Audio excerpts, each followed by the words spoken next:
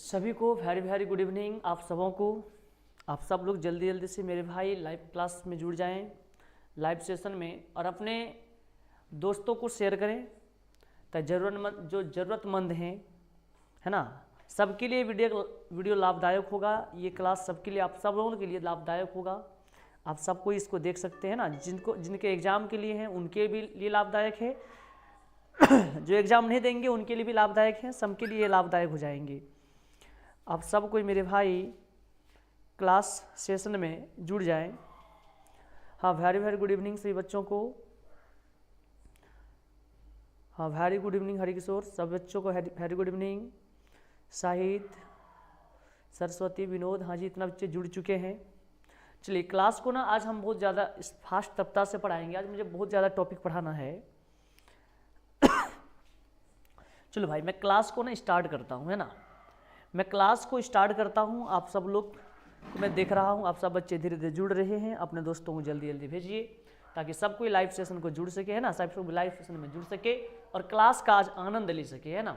आज समझना है कि आज हमारा जो बिहार बोर्ड है या जो झारखंड बोर्ड हो, वो सब के लिए ना बहुत ज़्यादा इंपॉर्टेंट क्वेश्चन है ना। जो बच्चे क्लास 11 12 में हैं उनके लिए खास तौर पर काफ़ी अधिक लाभदायक होने वाला है। और कुछ ऐसे टॉपिक हैं जो क्लास 10th में भी आपका पूछा जाता है। चलिए, सब कोई क्लास में जुड़ गए हैं। चलिए मेरे भाई, मैं क्लास को ना स्टार्ट करता हूं। आप सब बच्चे देखिएगा। सबसे पहले ना हमें पढ़ना क्या है, सबसे पहला टॉपिक मेरे पास मेरे भाई क्या है। सबसे पहला टॉपिक आप देखेंगे यहाँ पे, तो यहाँ पर सबसे पहला टॉपिक जो हमारे पास है ना, वह टॉपिक है राष्ट्रपति के पद की रिक्तता की स्थितियां। मतलब समझना है कि राष्ट्रपति पद ना कितने प्रकार से खाली हो सकते हैं। राष्ट्रपति का जो पद है ना, वो कितने तरीके से खाली रह सकता है।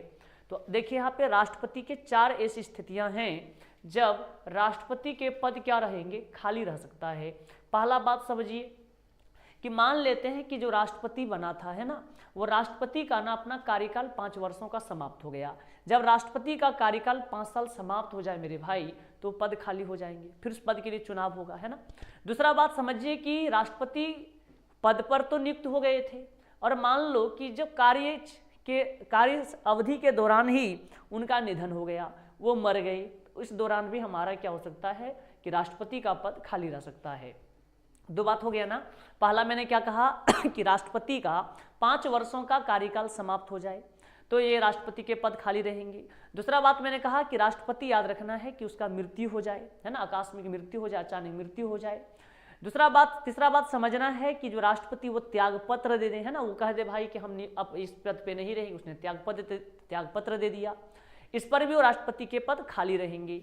फिर महाभियोग प्रक्रिया द्वारा जब राष्ट्रपति को हटाया जाएगा तो इस तरह से भी राष्ट्रपति के पद खाली रहेंगे। 4 प्रकार का हो गया। एक ऐसे भी होते हैं कि जब निर्वाचन अवैध हो गया, है ना, जब निर्वाचन याद रखना अवैध हो गया, तो उस कंडीशन में भी याद रखना है कि राष्ट्रपति के पद क्या रहेंगे, खाली रहेंगे, या चुने गए जो हमारे उम्मीदवार हैं वो याद रखना निर्वाचन हेतु अर्हक नहीं है, योग्य नहीं है, तो उस दौरान भी ये पद खाली हो सकते हैं। तो लेकिन मुख्य रूप से आपको समझना है कि राष्ट्रपति के पद कितने प्रकार से खाली रहते हैं, तो आपको समझना है मेरे भाई 4 प्रकार के, है ना। तो चलिए मैं सभी बच्चों को देख रहा हूँ। हाँ, गुड इवनिंग सबों को, गुड इवनिंग मेरे भाई। भरत कुमार जी, हाँ जी, वेरी गुड इवनिंग। स्नेहा, सब बच्चों को वेरी गुड इवनिंग सभी बच्चों को। आप सबको लाइव क्लास में जल्दी से जुड़ जाइए। चलिए जल्दी से देखिए मेरे भाई, यहाँ पर मैं बोलूँ तो सबसे पहला क्या है कि मृत्यु, कि राष्ट्रपति की मृत्यु होने के बाद राष्ट्रपति के पद खाली होंगे। देखा, यदि कार्यकाल के दौरान राष्ट्रपति की मृत्यु हो जाती है, मतलब जिस समय ना याद रखना कि राष्ट्रपति कार्य कर रहे थे, उस दौरान ही यदि राष्ट्रपति मर जाएं तो उस समय क्या होगा कि राष्ट्रपति के पद खाली पड़ जाएंगे। दूसरा है त्यागपत्र, है ना, रिजाइनेशन। जब राष्ट्रपति रिजाइन दे देते हैं, उस दौरान भी मेरे भाई कि राष्ट्रपति का पद क्या रह जाएंगे, खाली रह जाएंगे। वही लिखा, यदि राष्ट्रपति स्वयं अपना त्यागपत्र उपराष्ट्रपति को दे देते हैं। अब एक बात यहाँ से ऑब्जेक्टिव में आपसे क्या पूछेगा, ये पूछा जाएगा कि राष्ट्रपति अपना त्यागपत्र किसे देता है। राष्ट्रपति अपना त्यागपत्र किसे देता है, उपराष्ट्रपति को। राष्ट्रपति अपना त्यागपत्र किसे देता है, तो आप क्या कहोगे मेरे दोस्त, उपराष्ट्रपति को। तीसरा क्या है, राष्ट्रपति पद खाली होने का अगला कंडीशन क्या है कि महाभियोग द्वारा पद से हटाया जाना। महाभियोग द्वारा जब हम क्या करते हैं, राष्ट्रपति को हटाते हैं। राष्ट्रपति हटाने की जो प्रक्रिया है उसे हम महाभियोग कहते हैं। यहाँ क्या लिखा है, यदि राष्ट्रपति संविधान के उल्लंघन के कारण महाभियोग की प्रक्रिया से हटाया जाते हैं। मतलब याद रखना कि हमारा जो संविधान है उस संविधान के यदि राष्ट्रपति क्या नहीं कर पा रहे हैं, पालन नहीं कर रहे हैं, उनका उल्लंघन करते हैं, तो उस दौरान याद रखना है कि राष्ट्रपति को हटाया जा सकता है। तो उस राष्ट्रपति को हटाने की इस प्रक्रिया को महाभियोग कहते हैं। आप समझिएगा कि राष्ट्रपति को ना उसके पद से हटाने की प्रक्रिया को महाभियोग कहते हैं, है ना मेरे भाई। चलिए तब 3 टर्म देख लिए आपने। 1-2 ऑब्जेक्टिव क्या निकला मैं वो भी बताऊंगा अभी आपको। अगला है कार्यकाल की समाप्ति। जब राष्ट्रपति क्या हो जाए ना, राष्ट्रपति का कार्यकाल ही समाप्त हो जाए। राष्ट्रपति का कार्यकाल 5 वर्षों का होता है और राष्ट्रपति का जब कार्यकाल समाप्त हो जाए, 5 वर्ष पूर्ण हो गया, तो उस दौरान भी क्या होंगे, राष्ट्रपति के पद खाली रहेंगे। तो आपको यह समझ में आ गया कि राष्ट्रपति के पद कुल 4 प्रकार से खाली होते हैं। मैंने एक और बता दिया था कि 5वां भी हो सकता है कि जिस उम्मीदवार को चुने हैं वो मान लो उसके लिए अर्हक ही नहीं है ना, एलिजिबिलिटी नहीं है, या मान लो कि वो जो चुनाव हुआ तो वह अवैध रूप से हो गया था, उस दौरान भी ये राष्ट्रपति के पद खाली रह सकते हैं। चलिए नेक्स्ट बात हमें पढ़ना है, राष्ट्रपति के पास कौन कौन सी क्या होती है, शक्तियां होती है। तो बात मेरे भाई समझिए कि राष्ट्रपति के पास याद रखना कि मुख्य रूप से 7 प्रकार की शक्तियां होती है। राष्ट्रपति के पास मुख्य रूप से 7 प्रकार की शक्तियां होती है। राष्ट्रपति के पास मुख्य रूप से कितने प्रकार की शक्तियां होती है, 4 प्रकार की शक्तियां होती है। कोई हरिकिशोर लिखा हुआ है, सर उपराष्ट्रपति का क्या कार्य है। हाँ मेरे भाई राष्ट्रपति का मैं कार्य बता रहा हूं। ध्यान सुनिए। तो सबसे पहले ना समझना है कि राष्ट्रपति के कितने यहाँ पे समझना है कि शक्तियां हैं। ये शक्तियां वही तो उसका कार्य क्षेत्र होगा, है ना, इसमें अपना जो शक्ति प्रयोग कर पाएंगे। तो राष्ट्रपति याद रखना है सबसे पहले क्या करते हैं कि कार्यपालिका की शक्तियां हैं। राष्ट्रपति के पास मेरे भाई कौन सी शक्तियां हैं, कार्यपालिका की शक्तियां हैं। अजय, हाँ जी, सबको बच्चों सभी बच्चों को वेरी गुड इवनिंग। आप लोग सब कोई मेरे भाई जुड़ते चले जाइए। चलो यहाँ पर देखते हैं। यहाँ पर क्या लिखा है कि राष्ट्रपति देश के प्रशासनिक प्रमुख होते हैं, है ना। हमारा जो प्रशासनिक होता है ना, प्रशासन का जो मुख्य अधिकारी होता है वो कौन होते हैं, राष्ट्रपति, है ना। प्रशासनिक के जो मुख्य अधिकारी होते हैं वो कौन होते हैं, राष्ट्रपति। अगला है मेरे भाई कि प्रधानमंत्री, मंत्रिपरिषद, राज्यपाल, मुख्य न्यायाधीश आदि की नियुक्ति करते हैं। अब मुझे बताओ एकदम आपके पास एग्जाम में ऑब्जेक्टिव के फॉर्म में क्या आएगा, आपके पास एग्जाम में मेरे भाई ऑब्जेक्टिव के फॉर्म में आएगा कि प्रधानमंत्री को, मंत्रिपरिषद के मंत्रियों को, है ना, राज्यपाल को और मुख्य न्यायाधीश, इस सब की नियुक्ति ना कौन कराते हैं, इन सब लोगों को नियुक्ति कौन देता है, इन सबों को मेरे दोस्त नियुक्ति कौन देता है, इन सबों को नियुक्ति मेरे दोस्त कौन देता है, राष्ट्रपति, है ना। कौन देते हैं, राष्ट्रपति। तो प्रधानमंत्री का नियुक्ति कौन कराएगा, राष्ट्रपति। मंत्रिपरिषद के जितने भी मंत्री होंगे सबका नियुक्ति कौन करेगा करेंगे, राष्ट्रपति। जो हमारे राज्यपाल होते हैं ना उसका नियुक्ति कौन करेंगे, राष्ट्रपति। जो मुख्य न्यायाधीश होते हैं ना उच्च न्यायालय के, उनका नियुक्ति कौन करेंगे, राष्ट्रपति। अगला है सभी सरकारी कार्य राष्ट्रपति के नाम से किए जाते हैं। मतलब जितने भी सरकारी कार्य होंगे उस सभी सरकारी कार्यों को राष्ट्रपति के नाम से किए जाएंगे, है ना, राष्ट्रपति के नाम से किए जाएंगे। किसके कार्य को, जितने भी सरकारी कार्य होंगे। अब अगला बात मेरे भाई कौन सा शक्तियां हैं। पहला शक्ति आपने इसमें क्या देख लिया कि यहाँ पे कार्यपालिका, है ना, कि कार्यपालिका की शक्तियां। आपने सबसे पहले इसमें कौन सा शक्ति देखा मेरे भाई, कार्यपालिका की शक्तियां। अब नेक्स्ट पॉइंट आप जरा देखिए कि यहाँ पर क्या है, वित्तीय शक्तियां, सॉरी विधायी शक्तियां। कौन शक्तियां हैं मेरे भाई, विधायी शक्तियां। विधायी शक्तियां इसको ना क्या क्या प्राप्त है उस बात को समझिएगा। देखा संसद का सत्र बुलाना, कि संसद हमें समझाए थे आप लोग कि संसद में जो हमारे होते हैं ना वो 2 सदन होते हैं, है ना। संसद में मेरे दोस्त 2 सदन होते हैं, है ना।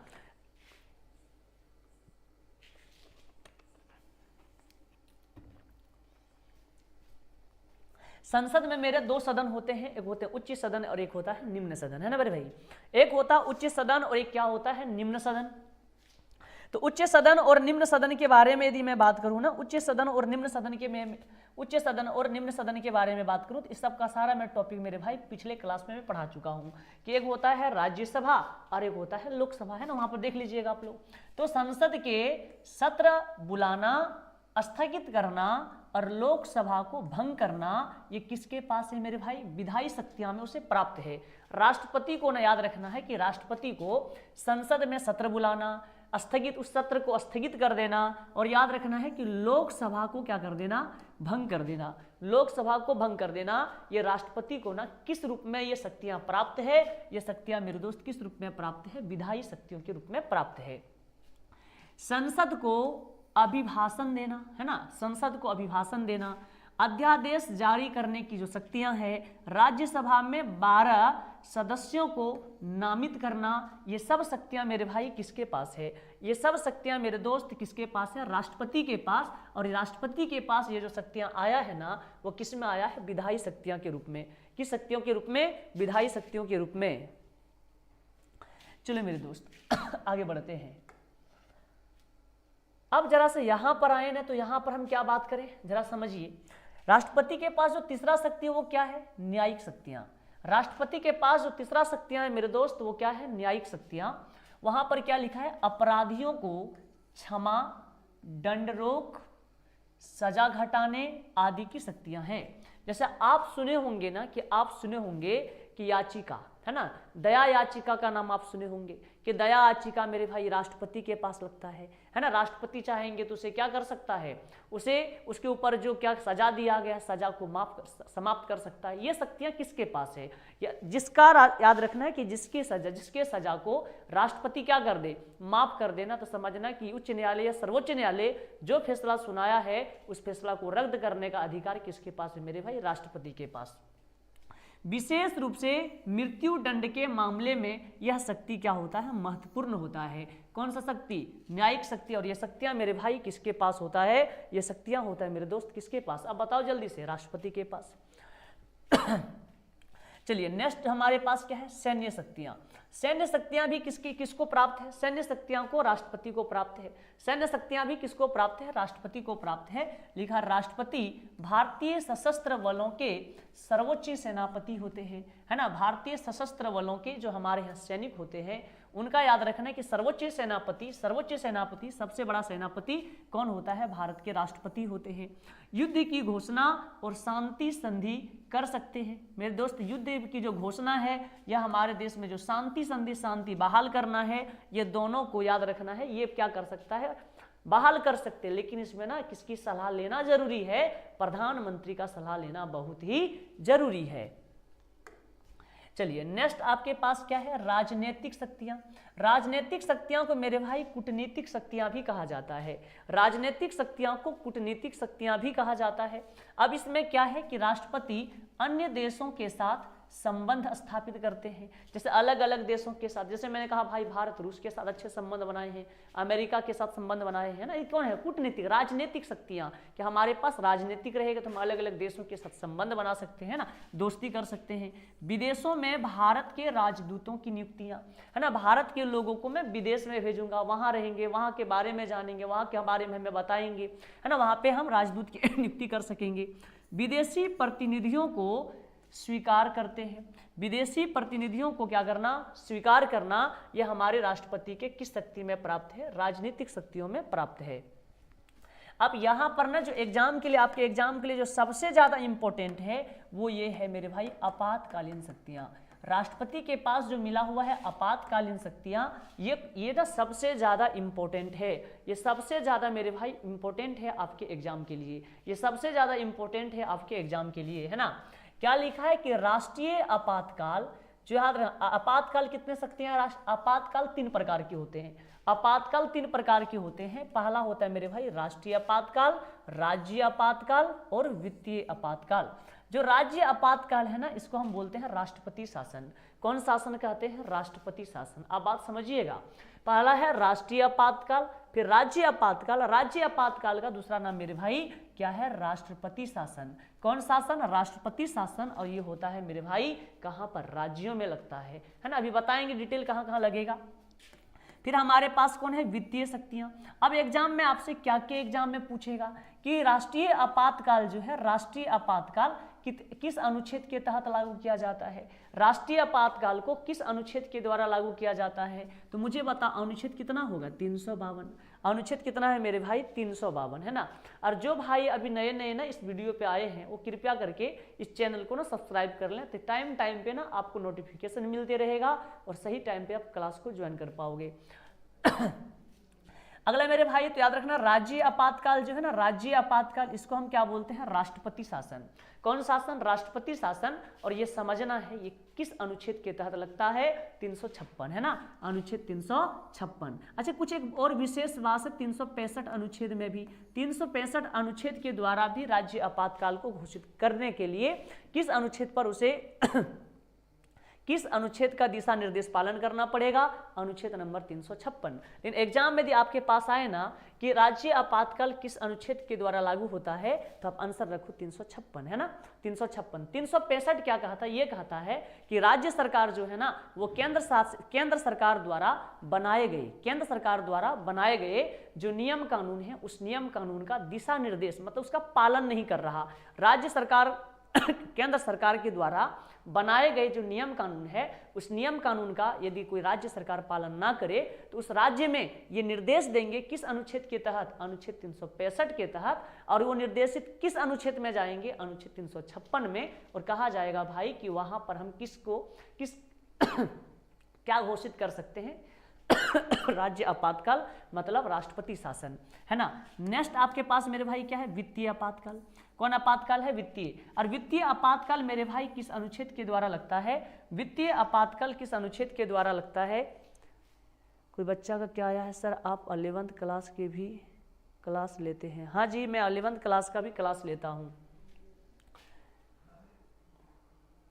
भरत कुमार, यहाँ देखो भाई लिखा है वित्तीय आपातकाल है ना। वित्तीय आपातकाल क्या होता है मेरे दोस्त, वित्तीय आपातकाल याद रखना है कि जो वित्तीय आपातकाल है मेरे भाई वो अनुच्छेद 360 के तहत लगता। वित्तीय आपातकाल किस अनुच्छेद के तहत लगता, वित्तीय आपातकाल मेरे भाई अनुच्छेद 360 के तहत। अब चलो मैं तीनों अनुच्छेद को ना, तीनों आपातकाल में बारी बारी से बताता हूँ। ये तीनों क्वेश्चन आपके एग्जाम के लिए MVVI है मेरे भाई, बढ़िया से पढ़िएगा भी। चलो मैं तीनों क्वेश्चन को एक एक करके लाता हूँ। पहला क्वेश्चन हमारे पास, अच्छा एक और मेरे पास शक्ति बच गया था, जो शक्ति क्या था, वित्तीय शक्तियाँ। कौन शक्तियाँ, वित्तीय शक्तियाँ। तो राष्ट्रपति के पास कुल कितने प्रकार की शक्तियां प्राप्त हैं, 7 प्रकार के है ना।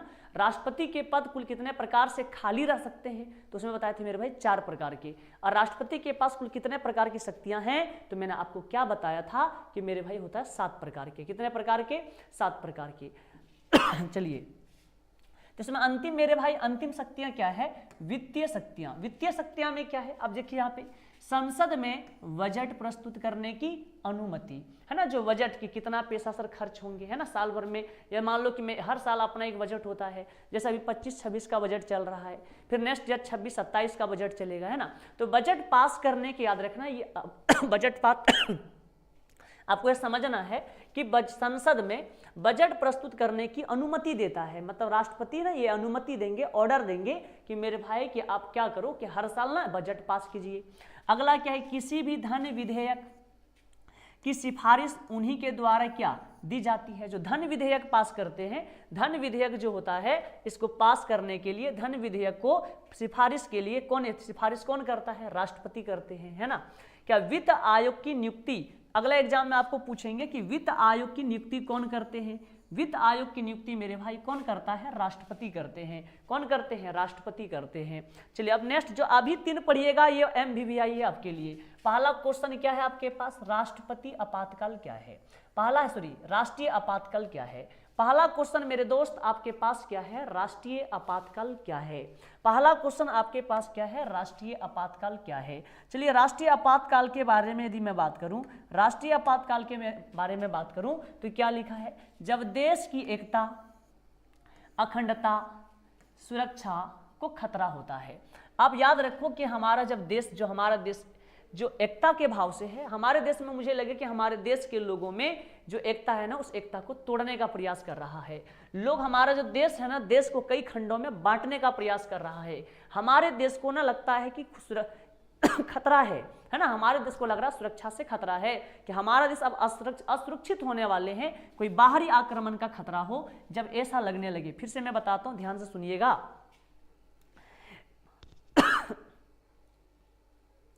मेरे भाई अभी आप लोग पढ़िए, कहीं दिक्कत है भाई? अजय, कहीं दिक्कत है तो बोलो बाबू।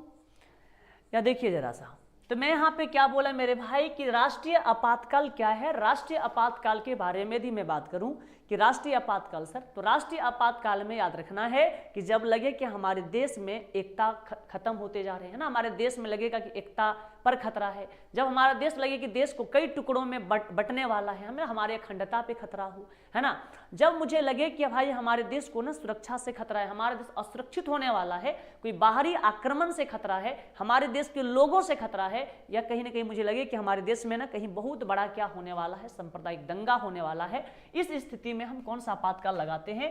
राष्ट्रीय आपातकाल। और राष्ट्रीय आपातकाल को मेरे भाई राष्ट्रपति लागू करते हैं, किस अनुच्छेद के तहत? अनुच्छेद 352 के तहत। लिखा, तब भारत के राष्ट्रपति द्वारा संविधान के अनुच्छेद 352 के तहत क्या किया जाता है? राष्ट्रीय आपातकाल घोषित किया जाता है ना, राष्ट्रीय आपातकाल घोषित किया जाता है।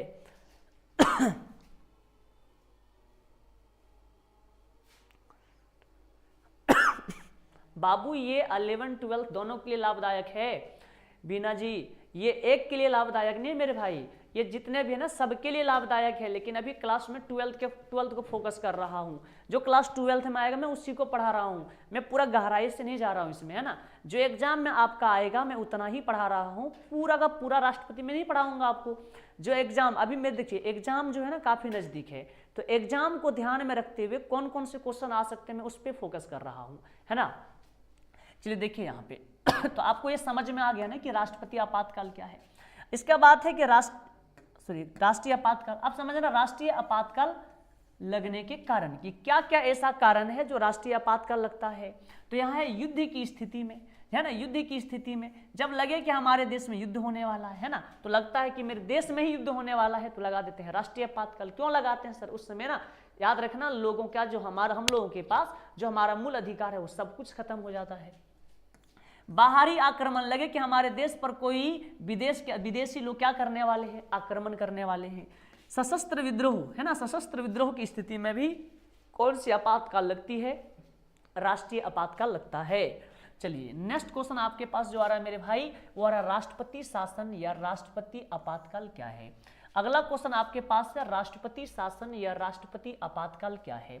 तो चलिए यहाँ पर मैंने बताया था इसी को हम राज्य आपातकाल कहते हैं, है ना। क्या लिखा? जब किसी राज्य में संवैधानिक व्यवस्था विफल हो, जब लगे कि किसी राज्य में जो राज्य हमारा है लगे उस राज्य में हमारा जो संविधान है ना, संविधान सही तरीके से लागू नहीं हो पा रहा है ना, संविधान सही तरीके से लागू नहीं हो पा रहा है, यानी राज्य सरकार संविधान के अनुसार काम नहीं करती। मतलब ऐसा लगे हमारे केंद्र सरकार को या राष्ट्रपति को लगे कि जो राज्य है कोई ऐसा राज्य जहां पर न केंद्र सरकार द्वारा बनाए गए जो नियम कानून है उस नियम कानून के आधार पर या वह सही तरीके से नियम कानून का पालन नहीं किया जा रहा है, नियम कानून का उल्लंघन करके वहां पे काम किए जा रहे हैं, तो इस स्थिति में राष्ट्रपति क्या करता है? उस राज्य में राज्य आपातकाल घोषित करता है, उसको राष्ट्रपति शासन कहते हैं, है ना। तो राष्ट्रपति शासन या राष्ट्रपति आपातकाल ये याद रखना है, राष्ट्रपति किस अनुच्छेद द्वारा लगाता है? अनुच्छेद 356 के तहत, अनुच्छेद 356 के तहत। ठीक है मेरे भाई। चलिए अगला क्वेश्चन आपके पास क्या है? राष्ट्रपति आपातकाल लागू होने के कारण, कि कौन कौन से ऐसे कारण हैं जो राष्ट्रपति आपातकाल लागू होता है। तो पहला क्या है? जब राज्य सरकार संविधान के अनुसार कार्य करने में क्या हो? असफल हो। जब लगे कि जो कोई राज्य है वो राज्य याद रखना कि संविधान को ना सही तरीके से लागू नहीं कर पा रहे हैं, संविधान से काम नहीं कर पा रहे हैं, उस संविधान को लागू करने में भाई सफलता प्राप्त नहीं कर पा रही है, असफल है, इस कंडीशन में राष्ट्रीय आपातकाल लगता है। अगला है मेरे भाई राष्ट्रपति शासन लगता है जब राज्य में बहुमत वाली सरकार न बन सके, है ना। बहुमत वाली मतलब है कि जैसे मान लो मैं को अभी बिहार में कितना सीटों पर चुनाव चल रहा है ना, 243 सीटों पर, तो बहुमत प्राप्त करने के लिए कितना सीटें चाहिए मेरे भाई, है ना, कितना चाहिए? 223। यदि इतना सीट यदि मान लो कोई एक पार्टी नहीं ले पाया या मान लो कि गठबंधन बनाया फिर भी नहीं हो पाया, है ना, तो अब मान लो कि वहां सरकार नहीं बना, उस कंडीशन में याद रखना मेरे भाई कौन सा आपातकाल लगता है, राष्ट्रपति शासन। कौन शासन, राष्ट्रपति शासन। जब राज्य में कानून और व्यवस्था पूरी तरह बिगड़ जाए, जब राज्य में कानून और व्यवस्था दोनों पूरी तरीके से बिगड़ जाए, है ना, ढंग अच्छे तरीके से लागू ना हो, तो उस कंडीशन में मेरे भाई कौन सा आपातकाल लगता है, राष्ट्रपति आपातकाल, राष्ट्रपति आपातकाल। चलिए लास्ट आपातकाल हमारे पास है, उसका नाम है वित्तीय आपातकाल। कौन सा आपातकाल है मेरे भाई, वित्तीय आपातकाल। तो वित्तीय आपातकाल क्या है, इस बात को समझना। वित्तीय आपातकाल को लागू कौन करते हैं, ये भी राष्ट्रपति ही लागू करते हैं। अनुच्छेद कितना के तहत, 360 के तहत। तो वित्तीय आपातकाल भारत के संविधान के अनुच्छेद कितना में है मेरे भाई, वित्तीय आपातकाल भारत के संविधान अनुच्छेद, भारतीय संविधान के अनुच्छेद 360 में वर्णित एक विशेष प्रकार का क्या है, आपातकाल है। लिखा जब देश की वित्तीय स्थिरता या साख को क्या हो, खतरा हो, जब लगे कि हमारे देश में ना, लगता है हमारे देश की अर्थव्यवस्था बिगड़ने वाली है, हमारे देश का जो जीडीपी है ना वो घटने वाला है, मुझे लग रहा है हमारे देश की जो साख है, भरोसा विश्वास है, मेरे खतरे में जा रहा है, तो मेरे भाई इस आपातकाल को लागू किया जाता है, और आपातकाल होता है मेरे भाई वित्तीय आपातकाल। लिखा तब राष्ट्रपति वित्तीय आपातकाल की घोषणा करती है। तो याद रखना मैंने अभी तक आप लोगों को 3 आपातकाल पढ़ाया है ना। चलो मुझे बताओ, जो पहला आपातकाल मैंने अभी आपको बताया वो था मेरे भाई राष्ट्रीय आपातकाल। राष्ट्रीय आपातकाल, मुझे ये बात बताओ, राष्ट्रीय आपातकाल मैं आप सबसे बात कर रहा हूं, राष्ट्रीय आपातकाल मेरे भाई, राष्ट्रीय आपातकाल बताओ किस अनुच्छेद के द्वारा लागू किया जाता, राष्ट्रीय आपातकाल किस अनुच्छेद के द्वारा लागू किया जाता, आप लोग जल्दी से मुझे बता दो, कमेंट में लिखो, जल्दी से आप लोग कमेंट में लिखो कि सर राष्ट्रीय आपातकाल किस अनुच्छेद के द्वारा लागू किया जाता है। जल्दी मैं आप लोगों को कमेंट पढ़ने के लिए तैयार हूं मेरे भाई।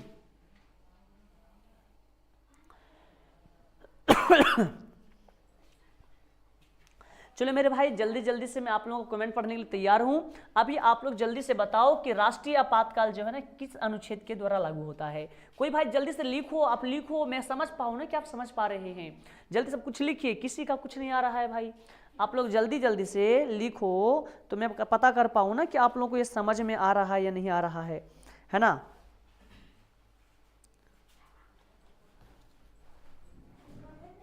चलो बाबू जल्दी से